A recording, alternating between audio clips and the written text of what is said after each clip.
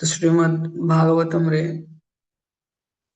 वर्ण कराई दक्ष प्रजापति आ शिवजींकर कथोपकथन ने वर्ण कराई। तो दक्ष प्रजापति जो भगवान शिवजी को अपमानित कले तो सतींकर देहांत है। विशेष करके तापरे दक्ष प्रजापति को भगवान शिव कौन कले पुनः स्थान प्रदान कले जीवन दान प्रदान कले सेठी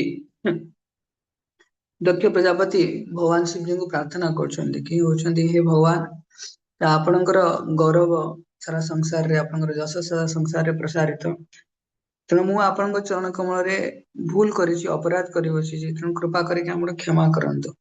तो आपणकर जो महनीयता आपण जो महान गुण दिव्य गुण मान अछि तो से गुणर आधार रे आपण मते क्षमा करंतु। आपणकर मु तो आपनको विशेष संतुष्ट कर पारुनी यद्यपि मोर एते अपराध सूचक एवं अपमान सूचक मंतव्य आपण मर्माहत ही नांती तथापि आपण निजर दिव्य गुण रे मते आपण क्षमा करंतु।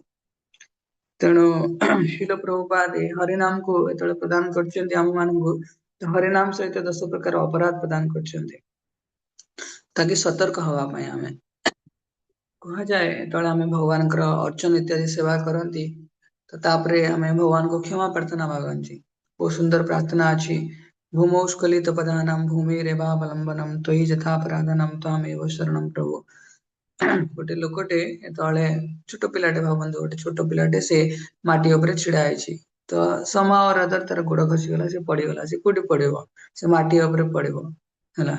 तो भूमौ स्खलित पदानां पादरु एतळे पाद भूमिरु एतळे स्खलित होई जाए भूमिरेवावलंबनम तो आश्रय के प्रदान करे से भूमि आश्रय प्रदान करे।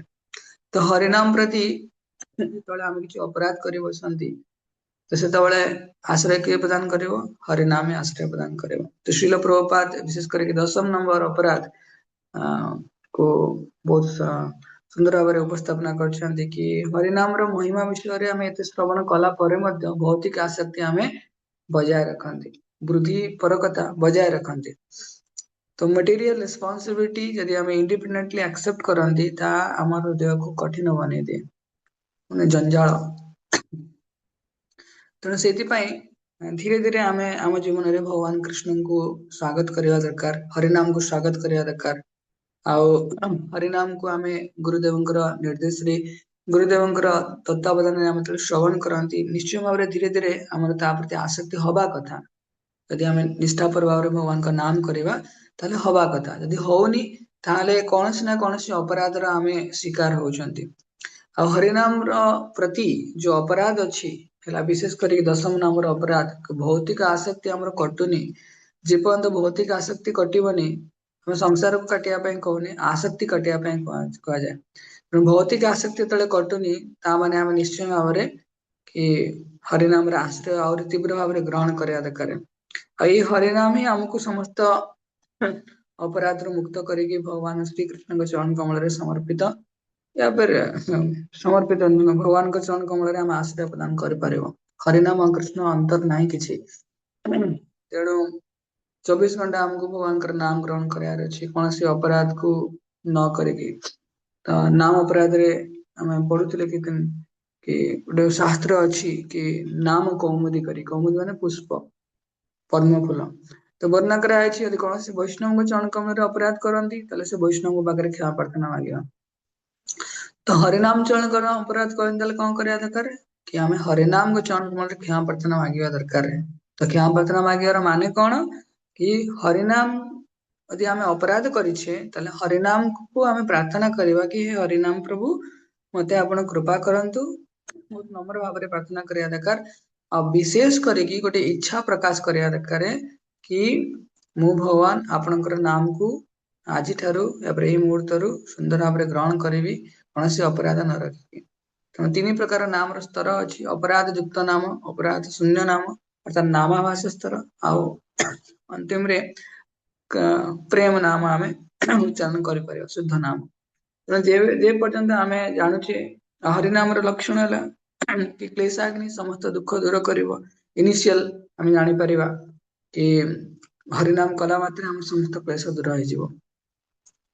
ଗୋଟେ ପ୍ରୋଟେକ୍ଟିଭ ସ୍ପିରିଚୁଆଲ ଲେୟର ଆମର ଜୀବନ ଶୈଳୀରେ ପଳେଇ ଆସିବ ନିଶ୍ଚିତ ଭାବରେ। ଯଦି ଆମେ ଦୁଃଖ ଦୂର ହଉନି କିମ୍ବା ଆମକୁ ଅସନ୍ତୁଷ୍ଟ ଲାଗୁଛି, ଆମର ହରିନାମ ପ୍ରତି ମନରେ ଧ୍ୟାନ ଆସୁନି, ତାହେଲେ ଆମେ ଜାଣିବା ଆମେ କୌଣସି ନା କୌଣସି ଅପରାଧ କରିଛେ। ଆଉ ବିଶେଷ କରିକି ପ୍ରଭୁପାଦ ଇଙ୍ଗିତ କରନ୍ତି ଏ ଦଶମ ନାମ ଅପରାଧକୁ।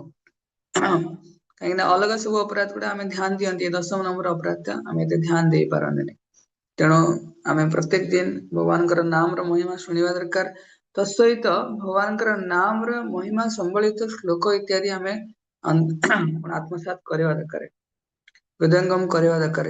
ନାମାଷ୍ଟକମରେ ଆମେ ପଢୁଥିଲେ କି ସମସ୍ତ ଉପନିଷଦର ସାର ଏ ହରିନାମ, ସମସ୍ତ ଉପନିଷଦରୁ ନିର୍ଗତ ହେଉଥିବା ଜ୍ୟୋତି ଭଗବାନଙ୍କର ଚରଣ କମଳକୁ କଣ କରୁଛନ୍ତି? ପ୍ରକାଶିତ କରୁଛନ୍ତି, ତାର ଉନ୍ମୋଚନ କରୁଛନ୍ତି। ସମସ୍ତ ଉପନିଷଦରୁ ଜ୍ୟୋତି ନିର୍ଗତ ହଉଛି, ତ ଭଗବାନଙ୍କର ଚରଣ କମଳରେ ପୁଣି ଟିପ ମାନେ ଆଙ୍ଗୁଠିର ଯୋଉ ଅଗଟେ ସେତିକି ତା ଦେହରେ। ତେଣୁ ସେଥିପାଇଁ ନାରଦ, ସୁଖଦେବ ଗୋସ୍ୱାମୀ, ସମସ୍ତ ବରିଷ୍ଠ ବୈଷ୍ଣବ ମାନେ ଯୋଉମାନେ ଭଗବାନଙ୍କ ଶୁଦ୍ଧ ଭକ୍ତ, ସେମାନେ ଭଗବାନଙ୍କର ପାଦ ପଦ୍ମରେ ପୁଷ୍ପ ଅର୍ପଣ କରୁଛନ୍ତି। ତେଣୁ ଆମେ ମଧ୍ୟ ଏଇ ଭଗବାନଙ୍କର ନାମର ଆଶ୍ରୟ ଗ୍ରହଣ କରିବା ଦରକାର, ଭଗବାନଙ୍କର ପାଦ ପଦ୍ମର ଆଶ୍ରୟ ଗ୍ରହଣ କରିବା ଦରକାର। ତ ଧୀରେ ଧୀରେ ଆମେ ଯେତେବେଳେ ବୁଝିବା କି ହରିନାମ ହିଁ ଗୋଟେ ବ୍ୟକ୍ତିର ଜୀବନର ସମସ୍ତ କାର୍ଯ୍ୟକଳାପ ସାର ବସ୍ତୁ, ତ ଆମେ ତତ୍କ୍ଷଣାତ୍ ଆଉ ଏଇଟା ହିଁ ଆମ ସାଙ୍ଗରେ ରହିବ, ଅଲଗା କୌଣସି ଜିନିଷ ରହିବନି। ତେଣୁ ଆମେ କାହିଁକି ନା ଧ୍ୟାନ ପୂର୍ବକ ନାମ ଜପ କରିବାନି, କାହିଁକି ନା ଆମେ ସମସ୍ତ ଅପରାଧରୁ ମୁକ୍ତ ନ ହବା। ଯେ ପର୍ଯ୍ୟନ୍ତ ଆମେ ସମସ୍ତ ଅପରାଧରୁ ମୁକ୍ତ ହେଇନି, ସେ ପର୍ଯ୍ୟନ୍ତ ହରିନାମ ତାର ପୂର୍ଣ୍ଣ କୃପା ଆମ ଉପରେ ବର୍ଷା କରିବେନି। ତେଣୁ ଆମେ ପ୍ରାର୍ଥନା କରିବା ଦରକାର, ପ୍ରତ୍ୟେକ ଦିନ ନାମ ଜପ କରିବା ପୂର୍ବରୁ ଆମେ ନମ୍ର ଭାବରେ ପ୍ରାର୍ଥନା କରିବା ଦରକାର ହରିନାମ ପ୍ରଭୁଙ୍କୁ। ତ ହରିନାମ ଜଣେ ବ୍ୟକ୍ତି, ହରିନାମ ପ୍ରଭୁ ଆମେ କୁହନ୍ତି। ଆମେ ଆସନ୍ତୁ ଆହୁରି ଆମେ ବହୁତ ଧ୍ୟାନ ପୂର୍ବକ ଭଗବାନଙ୍କ ନାମ ଜପ କରିବା। ତା ପୂର୍ବରୁ ଭଗବାନ ଏଇ ହରିନାମ ପ୍ରଭୁଙ୍କ ଚରଣ କମଳ ପ୍ରାର୍ଥନା କରିବା କି ହରିନାମ ପ୍ରଭୁ କୃପା କରିକି ଯୋଗ୍ୟତା ବିଚାରେ କିଛି ନାହିଁ ମୋର, ତୁମାର କରୁଣା ସାର। ତେଣୁ ଆପଣ ହିଁ ମତେ ଉଦ୍ଧାର କରିପାରିବେ। ଆଉ ମୁଁ ନିଶ୍ଚୟ ଭାବରେ ମୋର ସ୍ଥିତିରୁ ସ୍ଖଳନ ହେଇଛି, ତେଣୁ ଭୌତିକ ଜଗତରେ ମୁଁ ଏଇ ଭବସାଗରରେ ପଡିକି ଅଛି। ତେଣୁ କୃପା କରିକି ମତେ ଉଦ୍ଧାର କରନ୍ତୁ। ଆପଣଙ୍କ ନାମ ପ୍ରତି ମୋର ନିଷ୍ଠା ଆସୁ, ଆପଣଙ୍କ ନାମ ପ୍ରତି ମୋର ସଦ୍ଭାବନା ଆସୁ, ତାପରେ ଆପଣଙ୍କ ନାମ ପ୍ରତି ମୋର ରତି ଆସୁ, ତାକି ମୁଁ ସୁନ୍ଦର ଭାବରେ ଆପଣଙ୍କ ନାମକୁ ଗ୍ରହଣ କରିକି ଆପଣଙ୍କୁ ପ୍ରସନ୍ନ କରିପାରେ। ଜୟ ହରି ନାମ ପ୍ରଭୁ की जय, श्रील प्रभुपाद की जय। ଆଉ ଆଉ ଗୋଟେ ଦି ମାଳା ଜପ କରିବା, ଆଟଲିଷ୍ଟ ଗୋଟେ ମାଳା ଦି ମାଳା ଜପ କରିବା। ହରେ କୃଷ୍ଣ।